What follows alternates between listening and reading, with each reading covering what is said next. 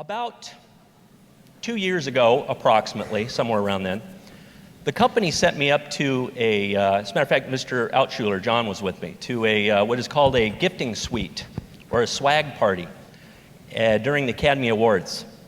And what that is whenever there's an Academy Award function, or an Emmys, or a Golden Globes, or any of those functions, there's various establishments around the particular venue where companies go set up their wares, and the stars come. It's like trick-or-treating for the stars. And it's great. It's a symbiotic relationship. They come, you share your product, you get to meet them, you have pictures taken, they get your product, and so on and so on. It's a win-win situation. Well, the particular venue that we were at was kind of neat. It was an old vaudeville theater that had been reconverted. And we were there, we got there very early, and a gentleman walked by. And there were a lot of stars there, a lot of folks from Disney Channel and some other things that I hadn't recognized. But this gentleman walked by, and he walked right by our booth. He just walked right by. I didn't give him any Laminine. I thought, I can't let that happen. And one of the executives that was with us, I said I was going to go after him. He clamped his hand on my shoulder, and he says, "You can't do that. You're not supposed to do that." And I thought, well, I'm going to do it anyway. So I excused myself. I went around to the front lobby and used the facilities and just kind of milled around in the lobby for a bit. And sure enough, Mr. Kevin Sorbo comes walking out. And I went up and I said, "Kevin, can I have my picture taken with you?" He said, "Sure," very graciously. So we took pictures. I gave him a business card, and he left. That was it. Never got any Laminine. Well, about 2 weeks later, it's about, 10:30 at night, and matter of fact, Renee was upstairs putting the kids to bed, and I was putzing around on my laptop, and an email comes in, and it had an attachment. There was no text in it or anything. And I thought, uh-oh, virus. So I thought, I'm on a Mac, who cares? So I went ahead and opened it, and it was from Kevin Sorbo, and it was an invite to a celebrity golf tournament. So not really realizing or thinking that it might be him, I replied back, and then whoever it was on the other end replied back, and then I replied back, and they replied back, went back and forth a dozen times. But then what happened is whoever it was asked me, "I think I might be interested in this Laminine stuff." So I didn't want to be presumptuous and ask for a phone number, so I sent my phone number, thinking that, maybe you should just give me a call someday and we can talk. Shut my laptop off, turned off the lights, go upstairs and go to bed. About 2 minutes later, the phone rings. "This is Kevin Sorbo." I go, "Oh my God, it's Kevin." So I went in, and we spoke for almost an hour and a half. I told him my story, I told him my testimonial. We talked about politics, we talked about religion, we talked about a lot of stuff, and we really hit it off. But the cool part about this story, and this is something Kevin doesn't even know, I'm just now sharing this. I did not know about Kevin's health issues that he had gone through when we were talking. And I apparently hit some hot buttons when I was telling him about Laminine. I believe that Kevin and I met for a reason. It wasn't just happenstance. There was a reason why I went around and used the facilities at the theater there. And with that in mind, over the next several months, we forged a relationship. Renee accused me of having a bromance. And with that in mind, I want to bring out Mr. Kevin Sorbo. I consider him to be a good friend.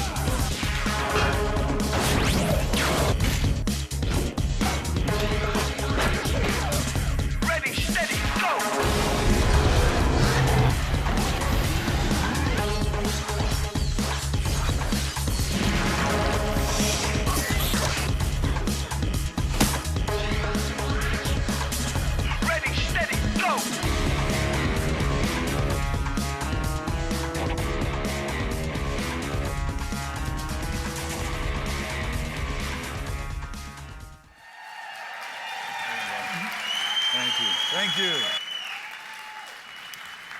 Can you guys hear me? Is this working all right, this mic? Awesome. Things at an angle, I can't put it on there. So, wow, how are you? So I had a little dinner last night with some of the big Laminine bigwig guys.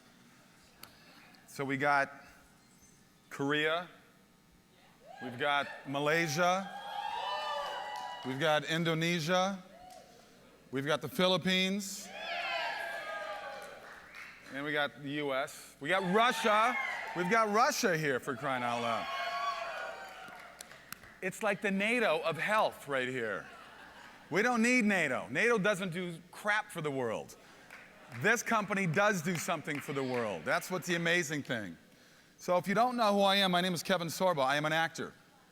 I played Hercules for many years on TV. I'm going to brag about Hercules because it became the most watched TV show in the world. We passed Baywatch. I say because we had a lot of women, we showed a lot of cleavage, so I call it Baywatch BC. I went on to do another series called Andromeda for 5 years after that. Andromeda, for those sci-fi fans, we got a few. I'm a big Gene Roddenberry fan, so it was the first show Gene Roddenberry created after Star Trek.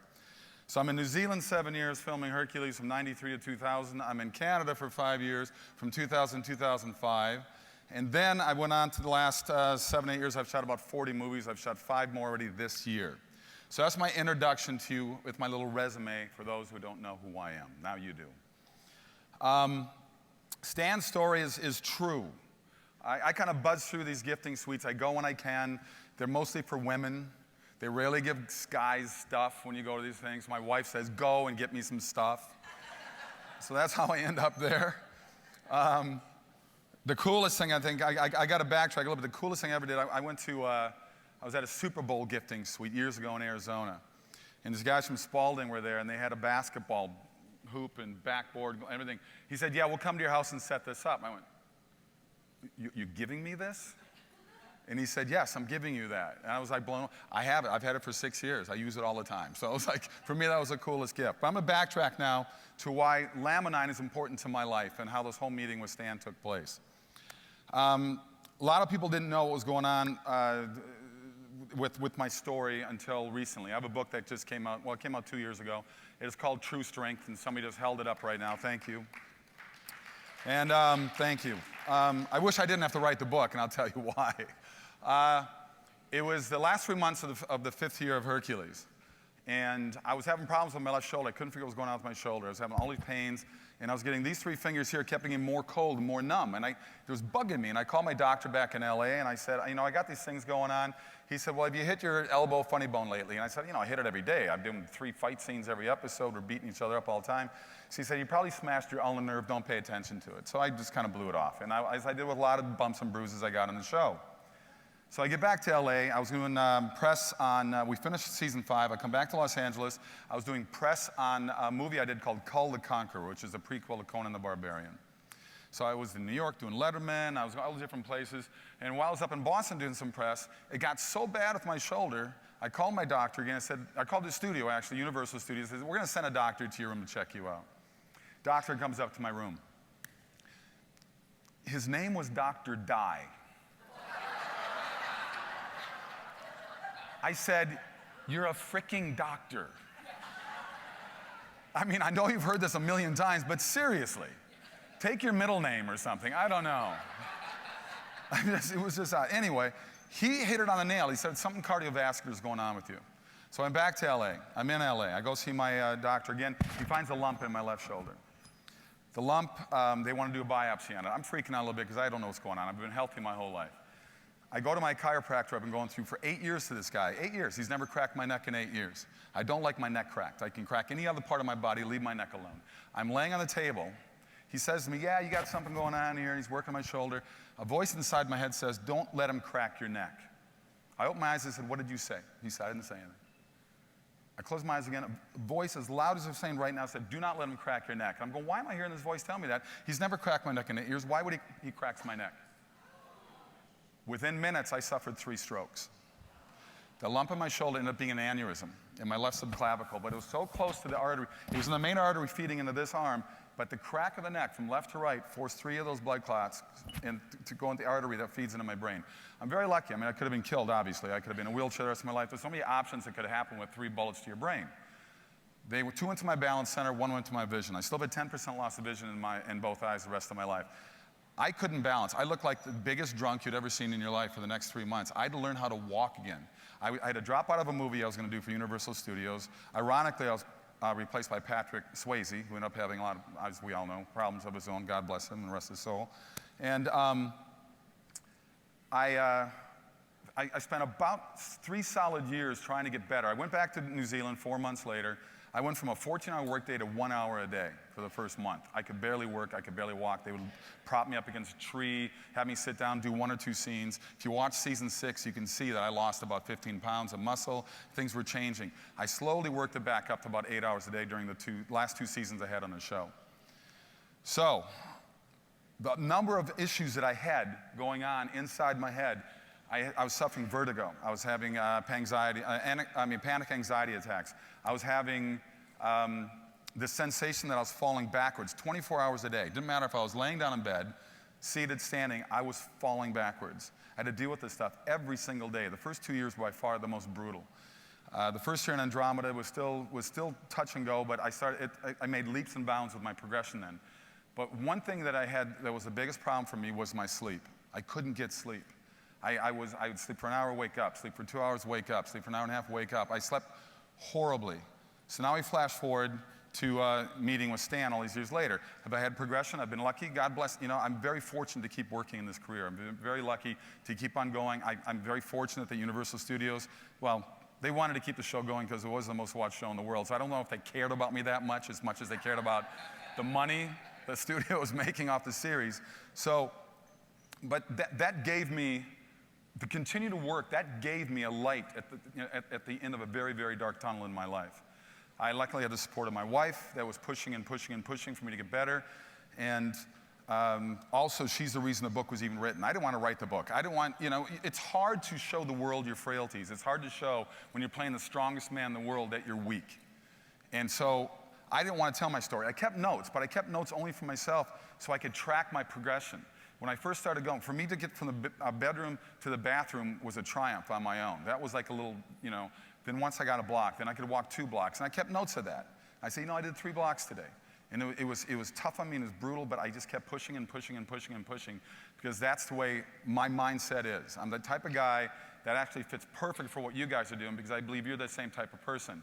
You have to push yourself to be successful in anything in life. And if there's got to be the pain to go along with the gain. That's just life. You're going to get rejected. I'm in a business. I'm a 13-year overnight success, by the way. Okay? I put my time into Hollywood. I was too young. I was too old. I was too tall. I was too short. I was everything that they don't want. And that's the way Hollywood is. Everything in Hollywood deals with rejection.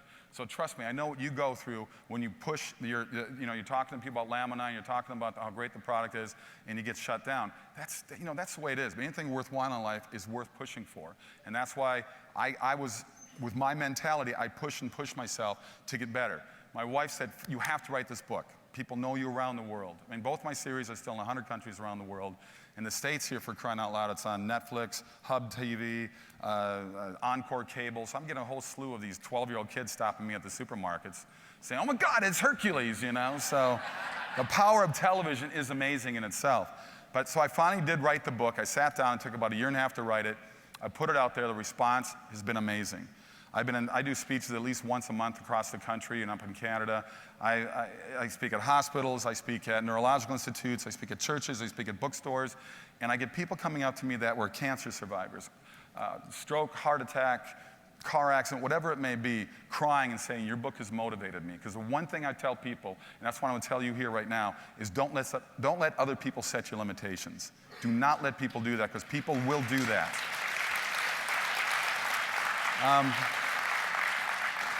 So yes, I did meet Stan, and Stan said, you're tall, you're an actor who's tall. I said, yes, I know, it's a strange combination, but it does happen. And he told me about the product, and I was very fascinated by the product. I'm not a guy, I don't like taking drugs. You know, you watch these commercials on TV, why would anybody? Good Lord. the 480 things that the voiceover guy goes through, rectal bleeding, ear explosions. I mean, you're like going, sign me up. I want to do that right now. I mean, it's amazing. So I'm a big supplement guy. I take my C's, my B's, my E's. I take all those vitamins. I'm a big vitamin guy. I eat pretty healthy. I do have a sweet tooth. I like my desserts. Stan and I ran away from the cheesecake last night, but I kind of regret it. You know, I was thinking about it the whole drive home, but I had the pop chips in the room when I got home, so I fell a little bit. But, so he told me about the product, and I said, you know, I'm curious. I want to try this. And he said, just take 2 in the morning, take 2 at night. Well, here it is 2 years later. I'm still taking 2 in the morning. I'm taking 2 at night. I'm an early riser. I've always been an early riser. But I get the biggest thing that's made a difference for me is my sleep. You told me that. I love what you said. It fills the potholes of your life, because I think it affects people differently. And for me, all of a sudden, to get 5 to 6 hours straight every night, and I've been doing that straight now since I've been on Laminine, it's amazing to me. That to me is incredible. That's really all I need. You know me. I'm up at 5 in the morning already doing my emails and stuff. So, but what Laminine has done for me, I think it's relaxed me more. It gives energy at the same time, which is interesting. You know, I don't need to do. It's sort of weird when I meet these people that do the vodka with the Red Bull. And I said that's like a serious upper with a serious downer. I mean, your body's just going to go all over the place, not going to figure out what to even do with itself. But to sit there and to talk to friends, look, I have Laminine with me all the time. I took my 2 last night. I took my 2 this morning already. When I'm on airplanes, I'm always next to somebody. I fly a lot. Eventually, I'll bring it up. We'll talk about whatever it's talking about, and I'll touch on any subject, you know, religion and politics, things that aren't too, you know, controversial. And I'm not afraid to bring up. So. And I'll bring up Laminine. And I have met people that are very interested, have got a hold of Stan with it and got a hold of me. And to me, it's just a matter of getting out there and pushing yourself and pushing yourself. And that's what I do. I mean, I'm not up here they're not paying me as a celebrity to be on the team. I'm the same thing as you are. I'm out there making my calls. I'm out there trying to get people to get together. I'm putting on Facebook. I'm putting on Twitter. I'm trying to get a hold of people to come be involved in this product. It's a supplement for me. To me, it's just a supplement. And people ask for side effects. I'm going, you know, there's nothing there, guys. There's no side effects. So to me, it's a win-win proposition with this product. And I thank Stan for coming into my life. He's been great. He's my mentor. He pushes me as well. I get so many emails and texts from this guy every day. But it's good because it keeps pushing me as well. And you know, anybody's here, I mean, I want to meet everybody, and anybody who's on my team. I think Mr. Yellow right there. Good to see you. Glad you went with the program. And you know, it's a blessing for me to be here. It's a blessing to me I've met you, and I am welcoming you all and welcome myself to the Laminine family, and I wish for good things for all of you. God bless, and go kick some butt. All right. Put your hands in the air, say yeah, yeah, yeah. Girl, I wanna, yeah, yeah, yeah. I wanna see you tonight, yeah, yeah, yeah. Girl, I gotta, yeah, yeah, yeah. I gotta see you tonight. Oh. Give a big round of applause for Kevin Sorbo. Thank you very much, Kevin. What a great story. Very inspiring. Thank you so much.